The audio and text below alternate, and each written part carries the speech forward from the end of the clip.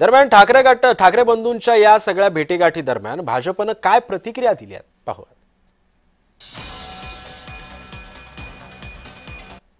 नियतीचा खेळ कसा असतो बघा। कालपर्यंत उद्धवजी ठाकरे मातोश्रीमध्ये बसून राहायचे आणि आता आपला पक्ष संपत आहे हे लक्षात आल्यानंतर शिवतीर्थावर जातायत आणि शिवतीर्थाचे उंबरठे झिजवण्याचा प्रयत्न करतायत। याआधी 2017ला जेव्हा राज ठाकरे यांनी टाळी मागितली होती तेव्हा उद्धवजी ठाकरे यांनी टाळी दिली नव्हती, तर त्यांचा प्रस्ताव धुडकावून लावला होता। आणि आता स्वतः उद्धवजी ठाकरे हे राज ठाकरे यांची भेट घेतायत। भारतीय जनता पार्टीला याचा काहीही फरक पडणार नाही। भारतीय जनता पार्टी ही कार्यकर्त्यांसोबत आणि मुंबईकरांसोबत उभी आहे। चांगले आहे, दोन भाऊ एकत्र आले तर ते कोणत्याच माणसाला वाईट वाटणार नाही।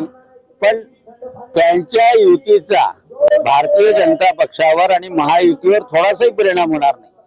कारण आता लोकांना माहित आहे की भारतीय जनता पक्ष महायुतीला जर निवडून दिलं तर जो विकासाचा रथ जो प्रधानमंत्री नरेंद्रजी मोदी पासून देवेंद्रजी फडणवीसांपर्यंत आहे तो जर आपल्या शहरापर्यंत, मुंबईपर्यंत, ठाण्यापर्यंत, नागपूरपर्यंत, अमरावतीपर्यंत पोहोचवायचा असेल तर भारतीय जनता पक्ष महायुतीचंच सरकार असलं पाहिजे स्थानिक पातळीवर। हे लोकांनी पक्क ठरवलंय आणि त्याच्यामुळे ते युती करून किंवा वेळेवर काही गणित करून त्याचा काही फारसा उपयोग होत